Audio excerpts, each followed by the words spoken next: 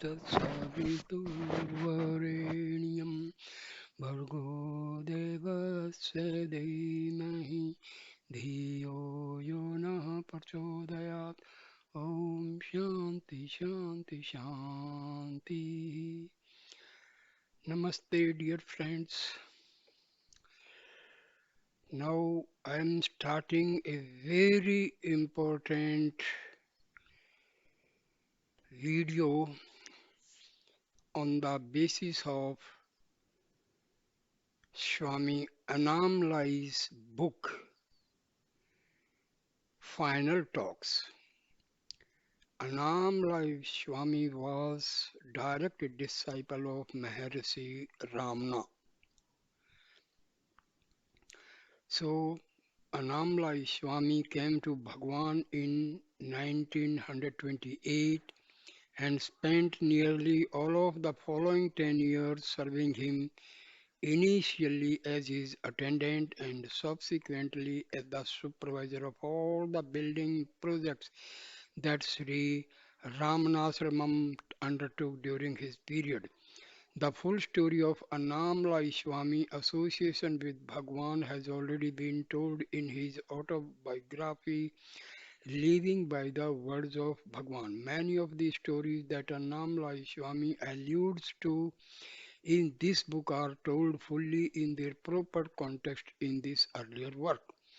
In 1938, Bhagwan instructed Annamalai Swami to stop working in Sri Ramanasramam, saying that in future he should devote himself to solitary meditation in Palakotu, the community of sadhus that grew upon the western border of Sri Ramanasramam.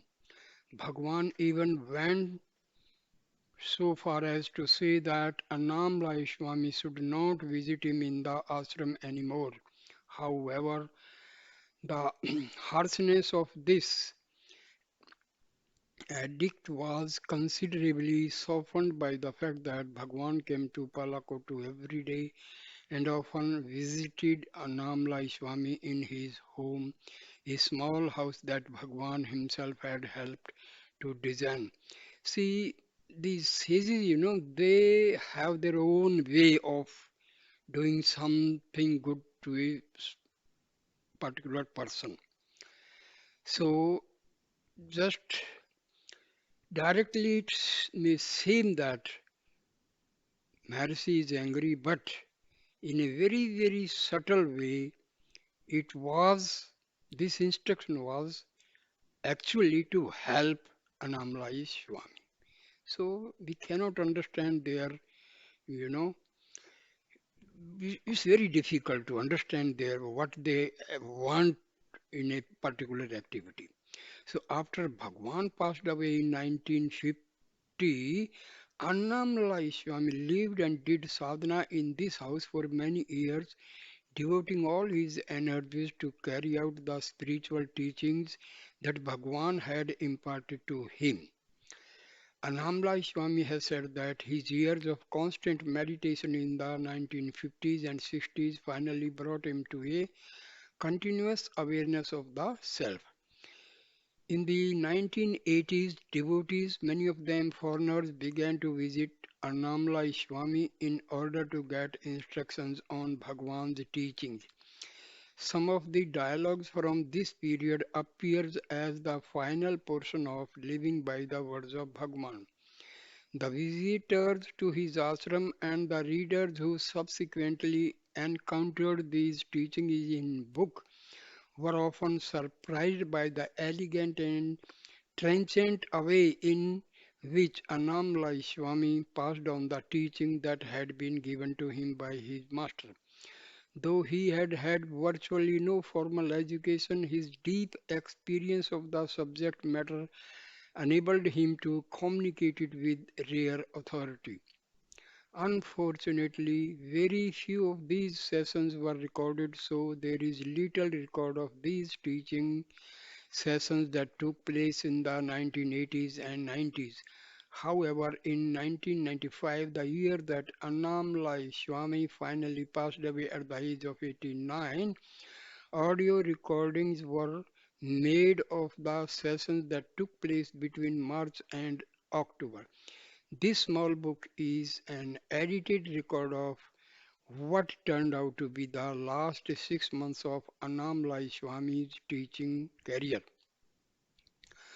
Annamalai Swami's teachings were uncompromising, straightforward, and rarely deviated from a solid core of advice that he himself had been given by his own guru.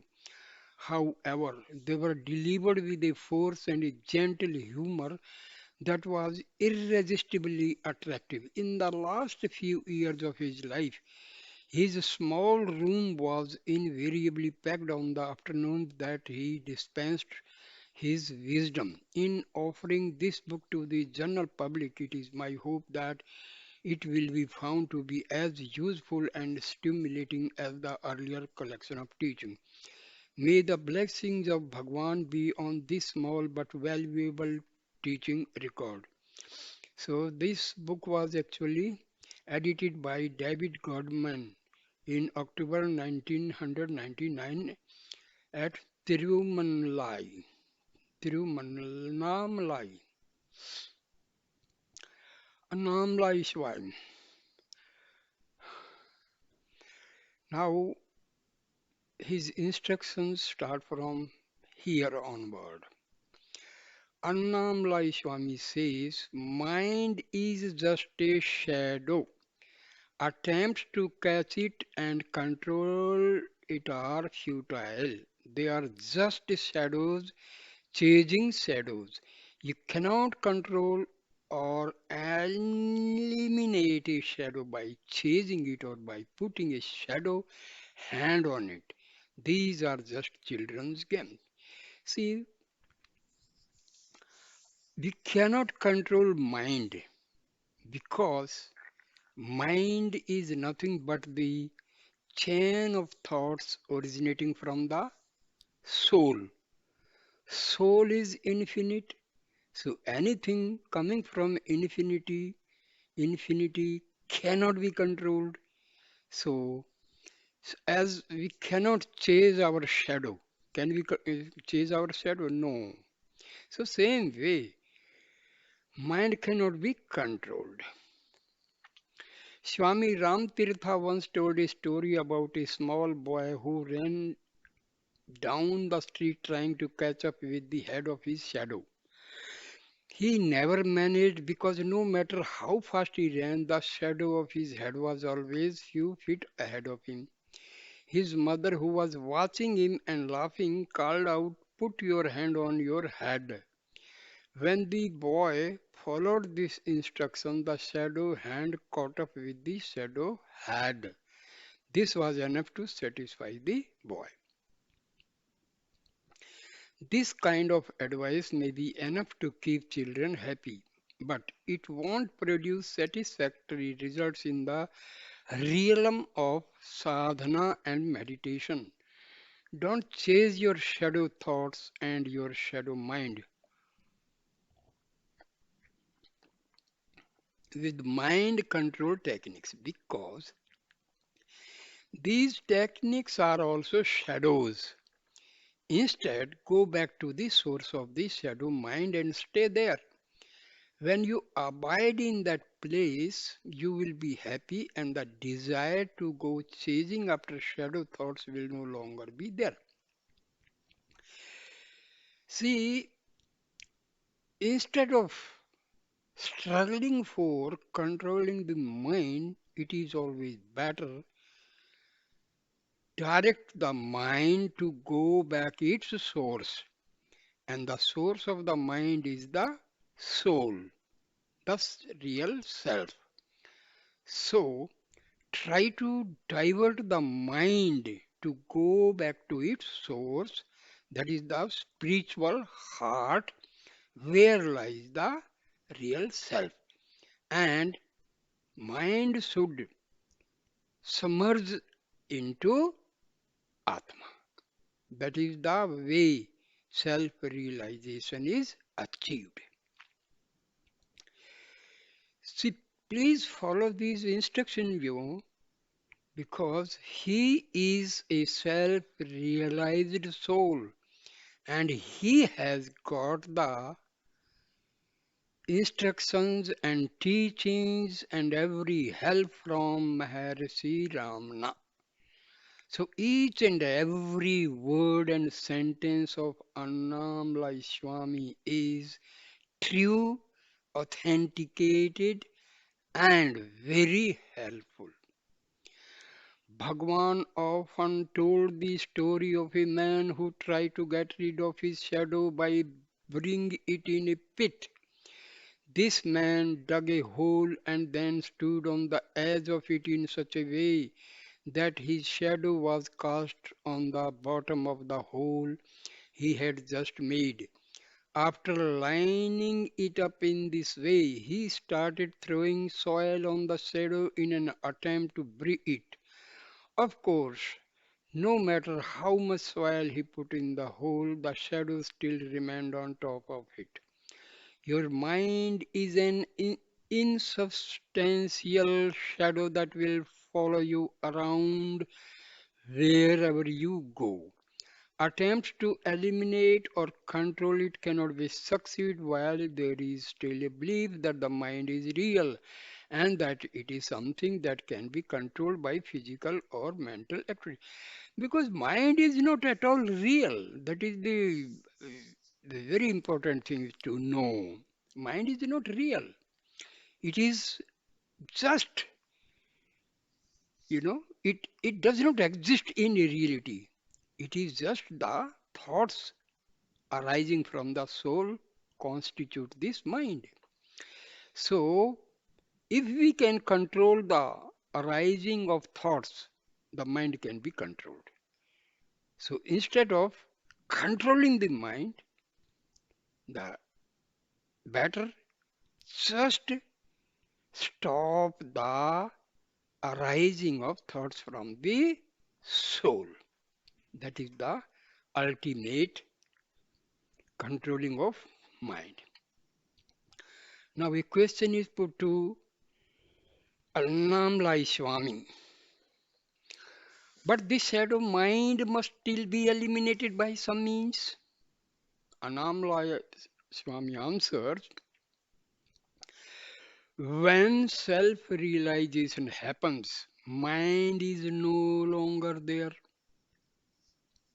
So, until unless the mind is destroyed, self realization is not possible. Ego, mind, they are acting as veils around the self. So, to realize the self, the most important point is to destroy the ego and the mind. However, you do not get self realization by getting rid of the mind. It happens when you understand and know that the mind never existed. It is the recognition of what is real and true and the abandonment of mistaken ideas about the reality and substantiality of this ephemeral shadow you call the mind. So, the best thing is we must understand and realize that mind does not exist in reality. So you must be very sure about this and we must be aware of this fact. Because the thing which is not existing, how can we control, how can we destroy? That is the thing, no? The basic thing is mind does not exist. This must be understood. This is why Bhagwan and many other teachers kept bringing up the analogy of the snake and the rope. If you mistake a rope on the ground for a snake, the snake only exists as an idea in your mind. The idea might cause you a lot of worry and anxiety, and you may waste a lot of mental energy wondering how to avoid the snake or kill it. But this fact remains: there is no snake outside your imagination. When you see the rope, the substratum upon which your false idea of a snake is superimposed, the idea that there is a snake and that it is real, instantly vanishes. It is not a real snake that has disappeared. The only thing that has disappeared is an erroneous idea. So, mind in reality does not exist. So the question of controlling the mind also does not exist.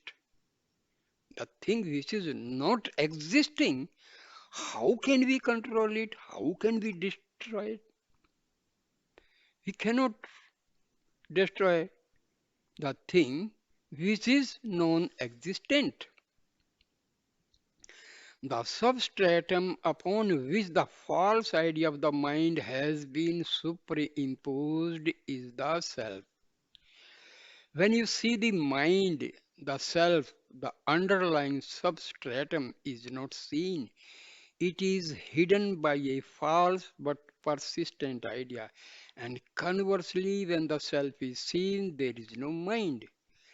So, to realize the soul, mind is to be destroyed. And when the mind is destroyed, you can see the soul. Now, question put to Annamalai Swami.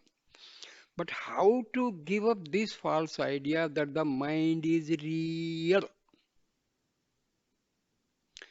Annamalai Swami replies the same way that give up any wrong idea. You simply stop believing in it. If this does not happen spontaneously, when you hear the truth from a teacher, keep telling yourself, I am not the mind. I am not the mind. There is no mind. There is no mind. Consciousness alone exists. If you have a firm conviction that this is the truth, one day this firm conviction will mature to the point where it becomes your direct experience. Consciousness alone exists. If you generate a firm conviction that this is the truth, eventually this firm conviction will become your own direct experience. Consciousness alone exists. That is to say, whatever exists is consciousness alone. Keep this in mind and don't allow yourself to regard anything else as being real. If you fail and give even a little reality to the mind, it will become your own false reality. Once this initial wrong identification, I am the mind is real, has happened, problems and suffering will follow. Don't be afraid of the mind. It is a false tiger, not a real one. Something that is not real cannot harm you.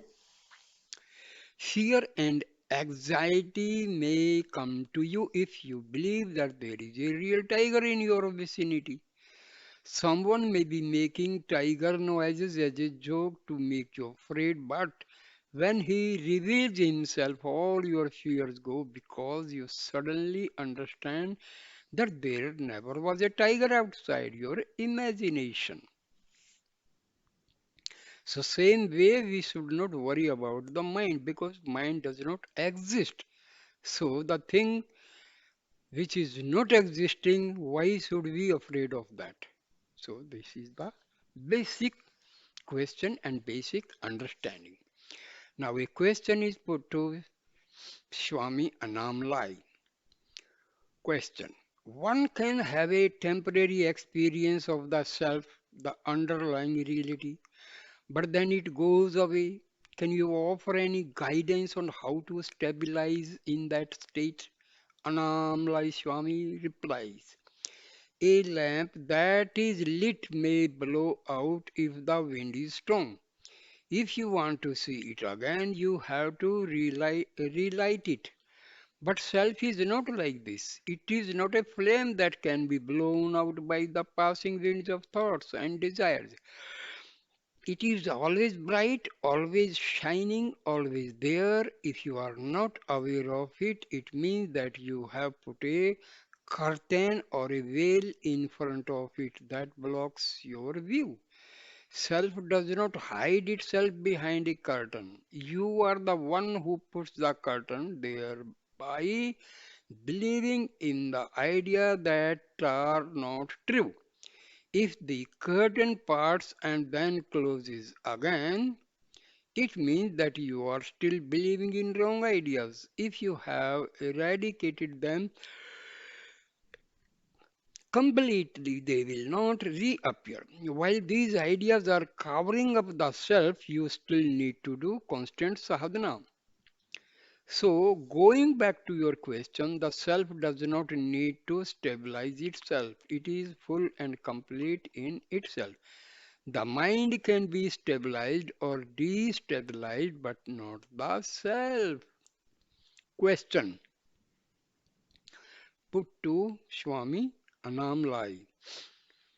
The question says, by constant sadhana, do you mean self-enquiry?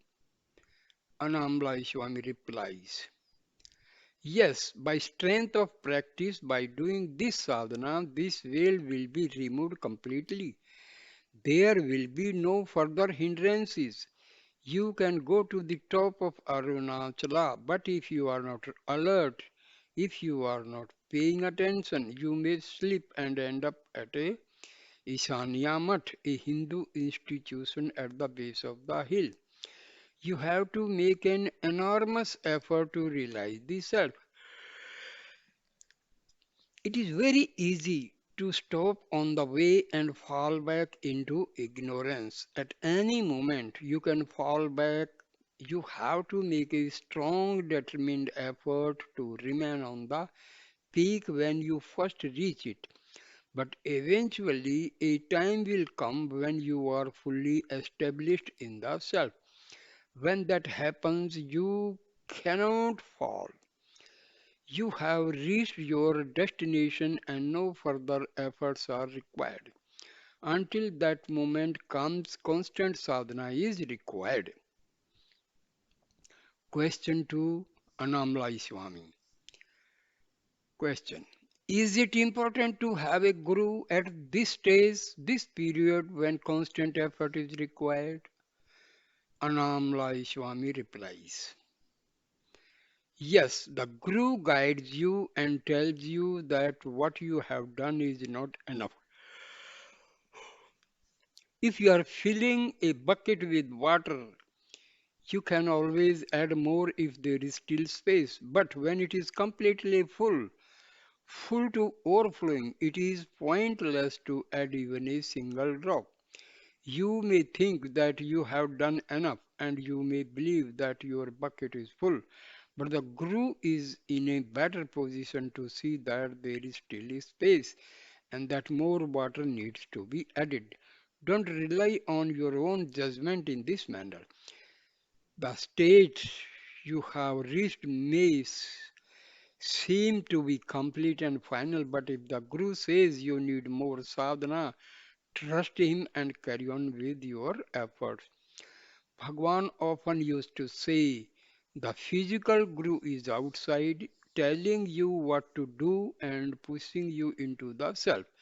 The inner Guru, the self within, simultaneously pulls you towards itself. Once you have become established in the inner Guru, the self, the distinction between Guru and disciple disappears. In that state, you no longer need the help of any Guru. You are that the self. Until the river reaches the ocean, it is obliged to keep on flowing. But when it arrives at the ocean, it becomes the ocean and the flow stops. The water of the river originally came from the ocean. As it flows, it is merely making its way back to its source. When you meditate or do sadhana, you are flowing back to the source from which you came. After you have reached that source, you discover that everything that exists, world, group, mind is one. No differences or distinctions arise there. Non-duality is jnana.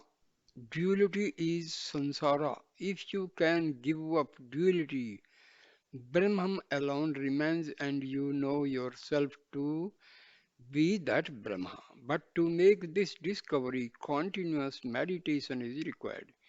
Don't allocate periods of time for this. Don't regard it as something that you do when you sit with your eyes closed.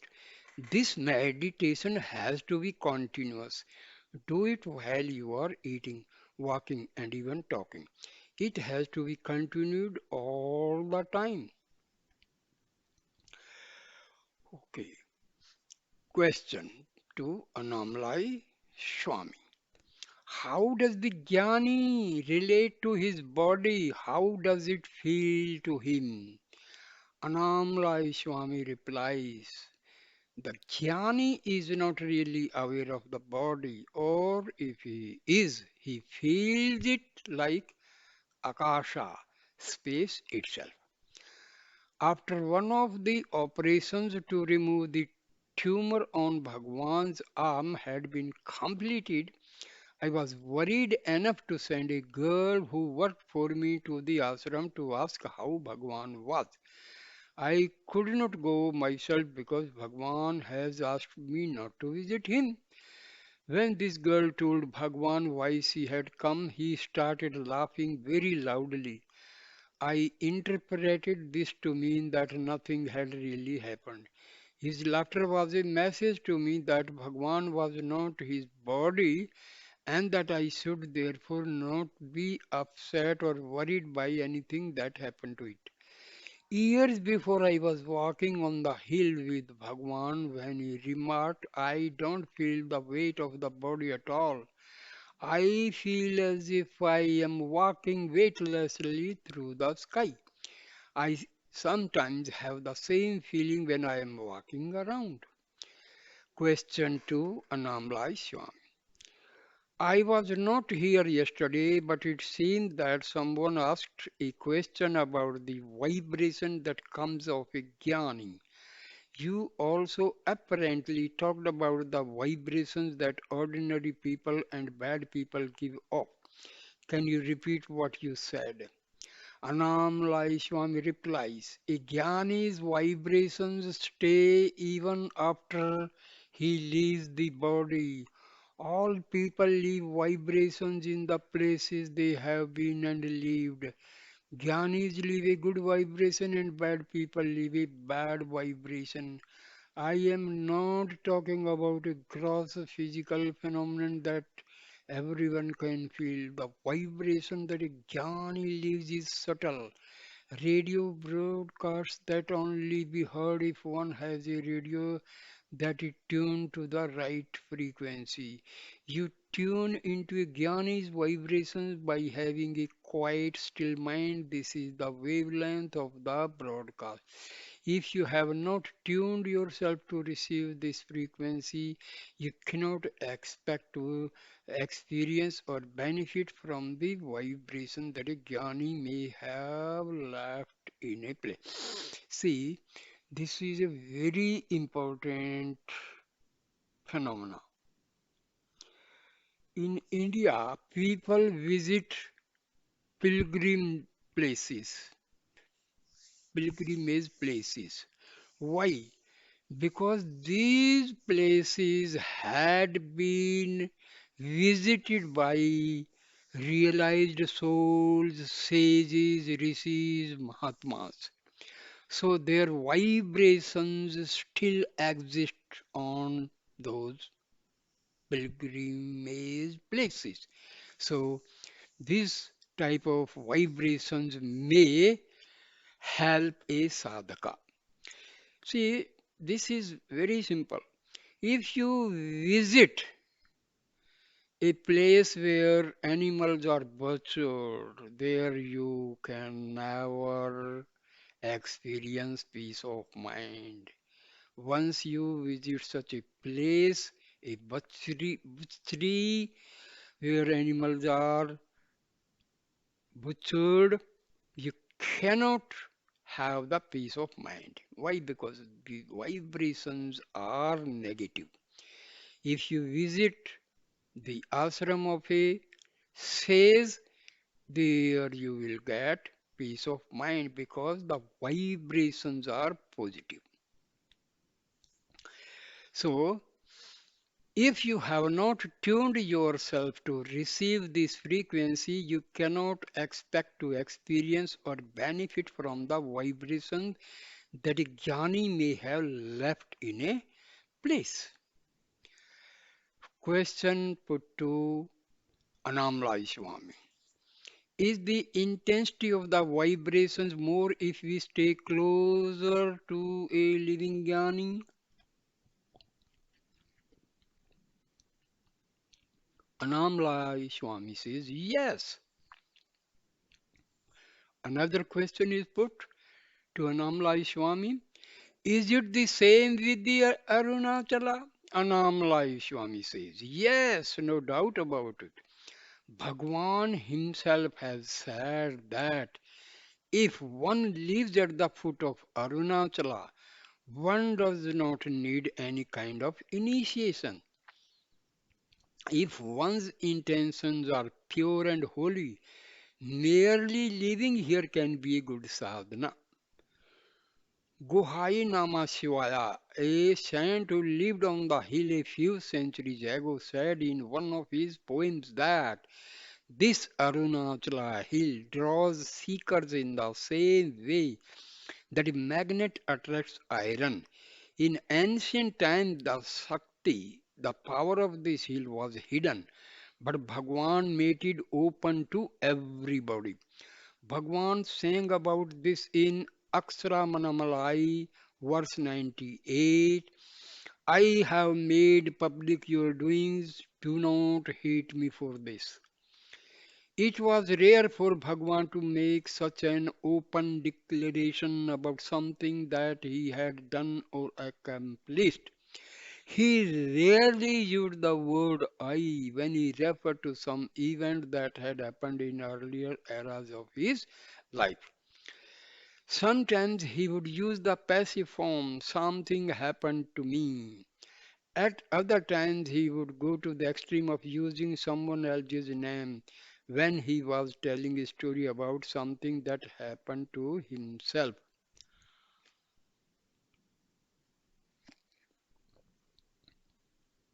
A question is put by a devotee. The question says, I am going back to Europe for 2 months. It may be longer because there is a possibility that I may have to prolong the trip. Annamalai Swami replies, even if you prolong your trip, Arunachala will pull you back. Pulling back is its nature in the same way that a magnet's nature attracts iron. Once you establish a connection with Arunachala, it will keep on pulling you towards it. You cannot resist. Question. So, is it dangerous for us to come and visit this place? Annamalai Swami replies, it is only dangerous for the ego until we become one with Arunachala. It will pull us to kill our ego. The water in a river cannot rest where it is. The force of gravity compels the water to flow downward back to its original source. What is the original source? Ocean.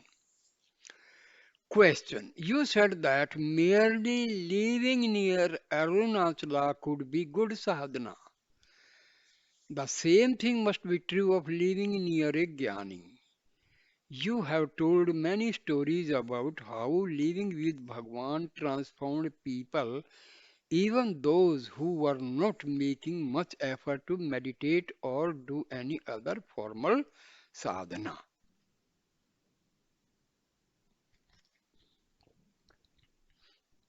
Annamalai Swami replies, yes, we were all immeasurably benefited by being in his presence, by doing ordinary, everyday things with him. He was always available to give advice about sadhana if anyone wanted to ask about it. But we were also benefited by his presence and by the example he set on how to live life properly. For much of the time, Bhagwan would appear to be a lenient, tolerant, easygoing father. If we did not follow his instructions about various aspects of our lives, it would seem for a while that he was allowing us to go our own way. Sometimes it even seemed as if he was approving some of the wrong things that we were doing, but slowly, when the time was right, he would lead us back to his own way. Question. So when people did things that were really bad, he did not complain or interfere? Annamalai Swami replies, when Bhagwan lived in a mango tree cave, a man called Jada Swami gave him a lot of trouble.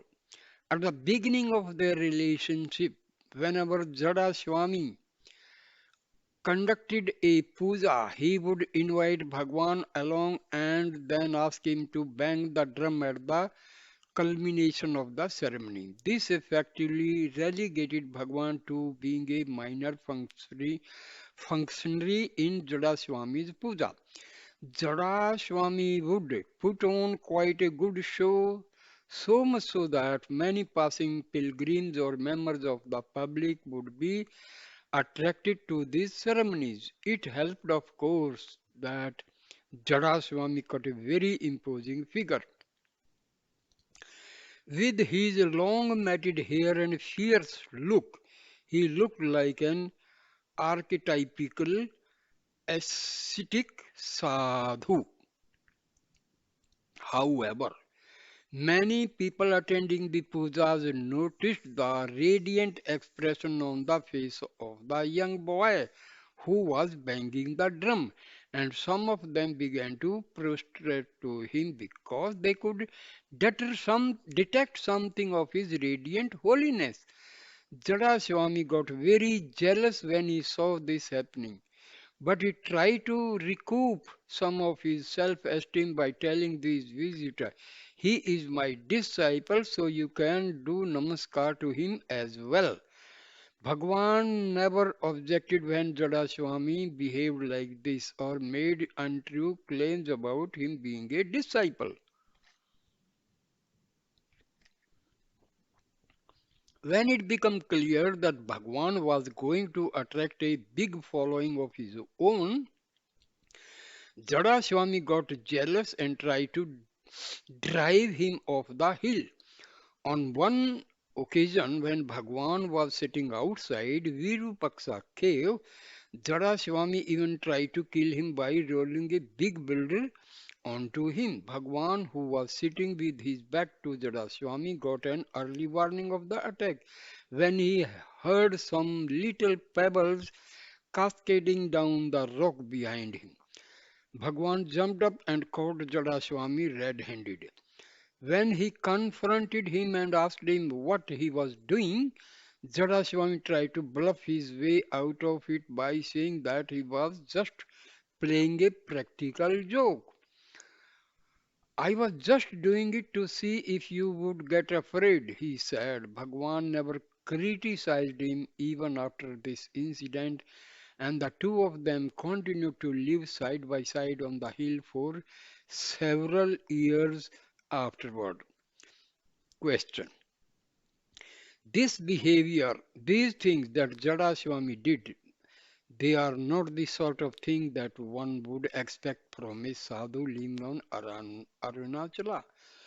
Annamalai Swami replies, Guhaishnamashwai, who lived on the hill several centuries ago, was also famous for his bad temper. In one famous incident, he cursed a group of weavers who had been causing him trouble. Within a short time, all their businesses failed. The curse was apparently a long lasting one, for in the years that followed, all attempts to start weaving business in Tiruvannamalai failed.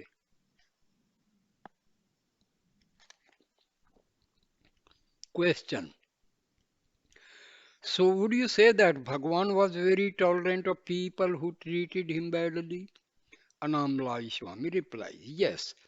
He never responded in a negative way to criticism. Sometimes he would even laugh when people said bad things about him. He was indifferent to praise and blame, they did not touch him. When Perumal Swami printed his insulting book about Bhagwan, Bhagwan simply said, keep the book in front of the ashram so that people can read it there. The good people won't believe it, but when the bad people read it, they will say, stay away and leave me in peace.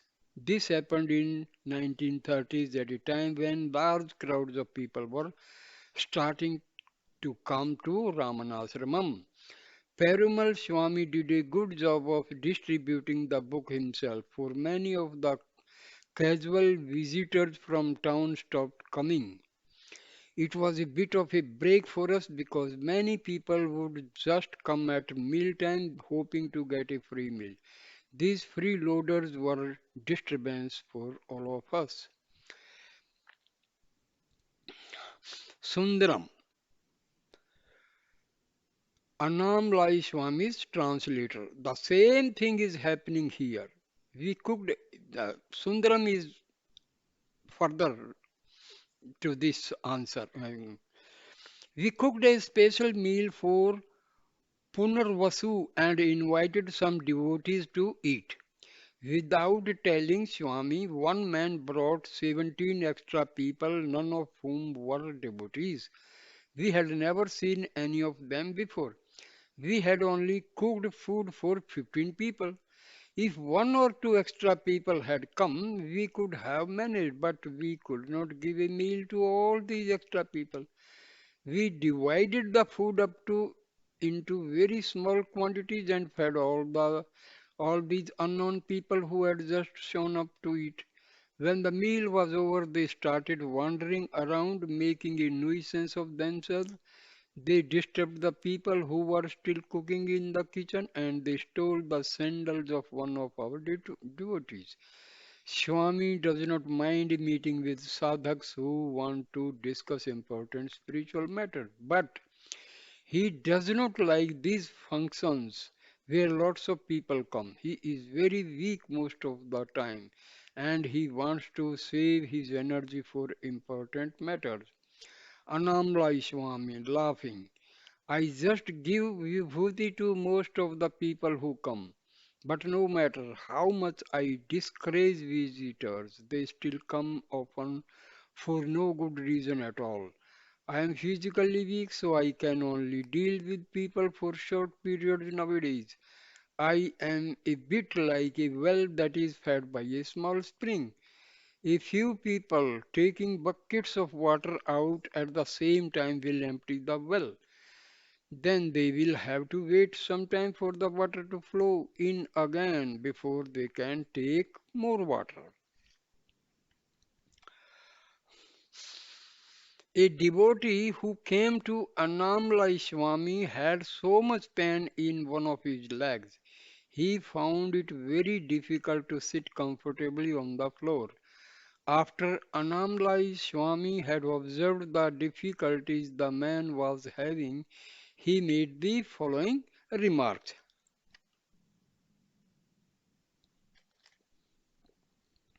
Annamalai Swami. Though the body is needed for sadhana, one should not identify with it. We should make good use of it and look after it well, but we should not pay too much attention to it.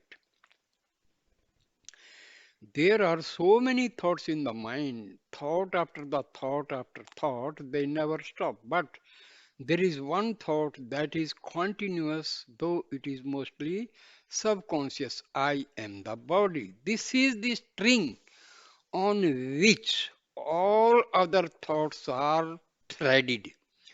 Once we identify ourselves with the body by thinking this thought, Maya follows. It also follows that if we cease to identify ourselves with the body, Maya will not affect us anymore. See, Maya is nothing but the power of God. It, it says its function is to confuse. It will lead us from reality to unreality. That is the main function of Maya. Somehow or the other, it will trick us away from the self. Maya is fundamentally non-existent. See, Bhagwan said that Maya literally means that which is not.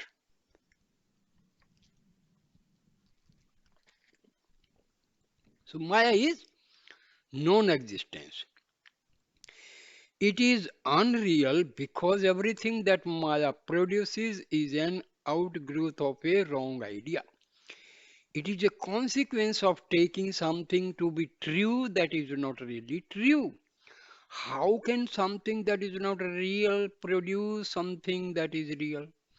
If a barren woman says that she has been beaten by her son, or that she has been injured by the horns of a hare, we would rightly take her to be deluded. Something that does not exist cannot be the cause of suffering or of anything else.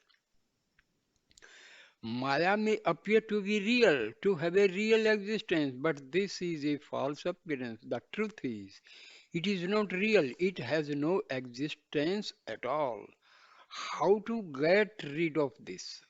I am the body feeling and of the Maya that is produced by it.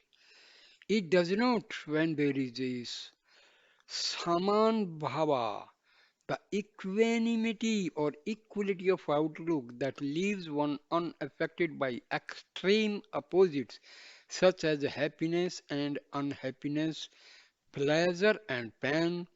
When Saman, Saman Bhava is attained, the idea I am the body is no longer present and Maya is transcendent.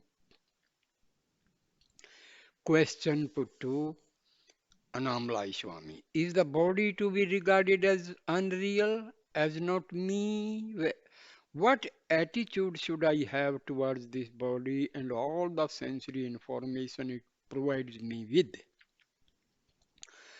Annamalai Swami replies, by itself, this body is jada, inert and lifeless. Without the mind,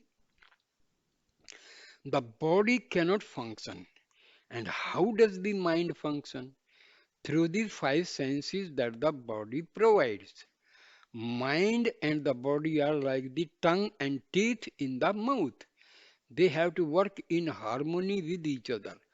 The teeth do not fight with the tongue and bite it. Mind and body should combine in the same harmonious way. However, if we want to go beyond the body, beyond the mind, we have to understand and fully accept that all the information the senses provide is not real. Like the mirage that produces an illusory oasis in the desert, the senses create the impression that there is a real world in front of us that is being perceived by the mind. The apparent reality of the world is an illusion. It is merely a misperception. When the mind perceives a snake where in reality there is only a rope, this is clearly a case of the senses projecting an imaginary image onto a real substratum. This, on a large scale, is how the unreal appearance of the world is projected by the mind and the senses onto the understanding reality of the self. Once this happens, we see the superimposition, the unreal names and forms we have created, and we forget about the substratum, the reality that underlies them. Many examples are given by our teachers and by our spiritual books.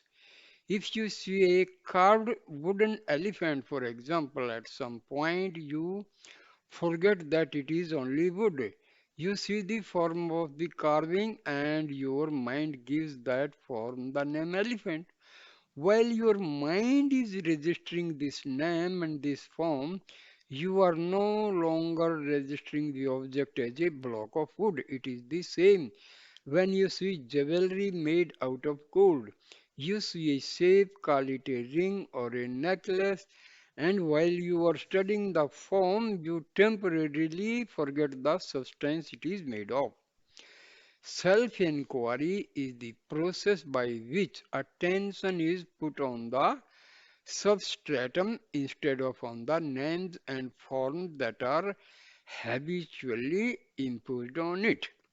Self is the substratum out of which all things appear to manifest, and the jnani is one who is continually aware of the real substratum.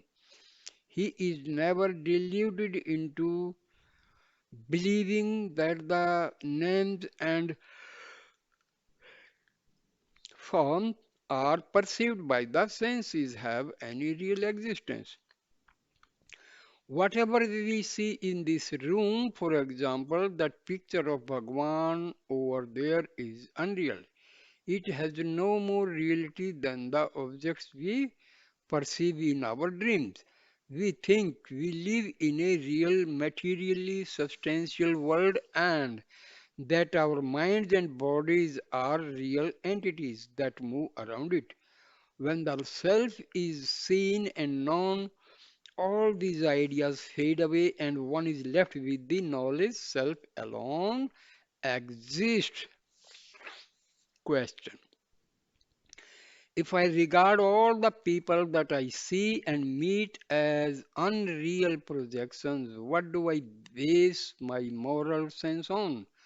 I can go around killing them or robbing them without feeling guilty because I would know that they are just characters in my dream. Annamalai Swami. Everything that we perceive is Maya, an unreal dream, but one should not then think. Since everything is unreal, I can do what I like. There are dream consequences for the bad acts committed in the dream, and while you still take the dream to be the reality, you will suffer the consequences of your bad behavior. Do no evil and have no hate, have equanimity towards everything. Annamalai Swami then turned to a devotee who had been sitting motionless with his eyes closed in front of him. If you sit in a meditation for a long time without moving the body, the mind gets dull and tamasic. Even moving the toes while you sitting in a good way of getting rid of the tamas. Mirabai used to dance and sing. That is a good way to meditate. Gripadrikshana, walking around Arunachala is also good. It is walking meditation. Annamalai Swami. Today I am going to tell you a story I once heard. A rich man lived in a village from his youth till his old age. He had spent all his time accumulating wealth. He owned many houses and vast tracts of land. As his material wealth increased, his ego expanded with it. He enjoyed boasting about his wealth. One day, as he was sitting in front of his house with a stick in his hand, a poor man who was known to be little stupid passed by. Why are you holding the stick in your hand? He asked. The rich man decided to have some fun with him. It is a special stick, he replied. It has to be given to an idiot. This stick is passed from one person to person, and each person who receives it must pass it on to someone who is more stupid than he is. Giving him the stick, he continued, now it is your turn to own it. You must keep it with you until you find someone who is an even bigger idiot than you. The poor man humbly accepted the stick and began his quest to find someone whom he felt had even less intelligence than he did. Since he was by a long way the least intelligent person in the village, he could not find anyone to give the stick to. A few weeks later, he heard that the rich man was sick and dying. He went to visit him, partly to pay his last respects and partly to tell him that he had not managed to find anyone to give the stick to. He took his custody of the stick very seriously and he wanted advice from the rich man who owned what he should do with it. After some preliminary conversation about the rich man's health and the fate of the stick, the poor man asked the rich man what was going to happen to all his money when he died. I have to leave all my money here, answered the rich man. I do not know where and when I shall be reborn, but I do not know that I cannot take any of my money with me. I shall have to start off with nothing again. He relapsed onto a glum silence, not relishing the prospect of being parted from his money. The poor man, who had never really considered this aspect of dying before, thought about it for a while and then came to a conclusion. You must have the stick, he said, handing it back to him, because I have suddenly realized that you are an even bigger idiot than I am. Though you have had a long life and many opportunities, you have accumulated nothing of value that you can carry forward with you. You have no peace of mind because you are worried about losing your money, and you have accumulated no good karma because you have spent your wild life pursuing selfish ends. In a few days, the piles of money you have amassed will have the same value for you as piles of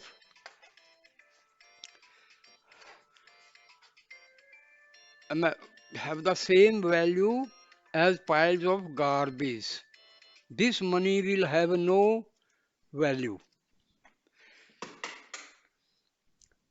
By devoting your entire life to the accumulation of things that will ultimately prove to be of no use, you have demonstrated that you are a worthy recipient of the stick.